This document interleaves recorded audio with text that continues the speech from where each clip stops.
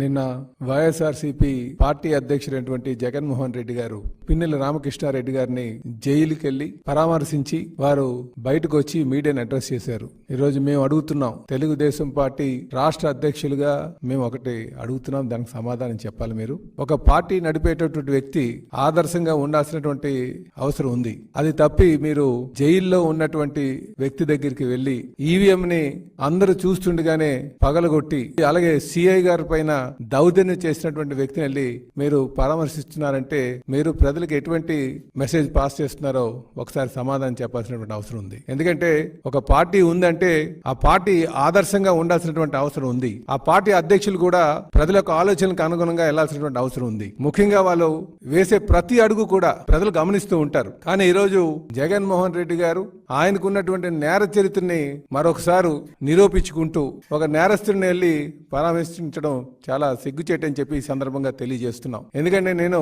Telugu Desam party రాష్ట్ర అధ్యక్షుడిగా మాట్లాడుతున్నటువంటి మాటలు ఇవి. ఏ నాయకుడైనా సరే ఆదర్శంగా ఉండాలి, ప్రజలకు ఒక మెసేజ్ పాస్ చేయాలి, ఒక నమ్మకం చేకూర్చుకోవాల్సినటువంటి అవసరం ఉంది. కానీ ఈరోజు ఒక క్రిమినల్ ని పరామర్శించడం చాలా దురదృష్టకరం అని చెప్పేసి ఈ సందర్భంగా నేను తెలియజేస్తూ, అలాగే ఇప్పటికైనా సరే ఒక పద్ధతిగా వెళ్లాల్సినటువంటి అవసరం ఉంది. రాజకీయ నాయకులు అంటే ఈరోజు సమాజంలో కొంత వ్యతిరేక భావం ప్రజల్లో ఉంది. ఎందుకంటే వీళ్ళు చెప్పేది ఒకటి చేసేది ఒకటని. ఎందుకంటే ఈరోజు జగన్మోహన్ రెడ్డి గారు చేసేటువంటి తీరు, మాకు ఆయన వెళ్ళేటువంటి తీరుని చూసిన తర్వాత నిజంగా ఎప్పటికీ కూడా ఈ వ్యక్తి మారడు, వీళ్ళు మళ్ళీ ప్రజలే బుద్ధి చెప్తారని చెప్పేసి ఈ సందర్భంగా తెలియజేస్తున్నాం.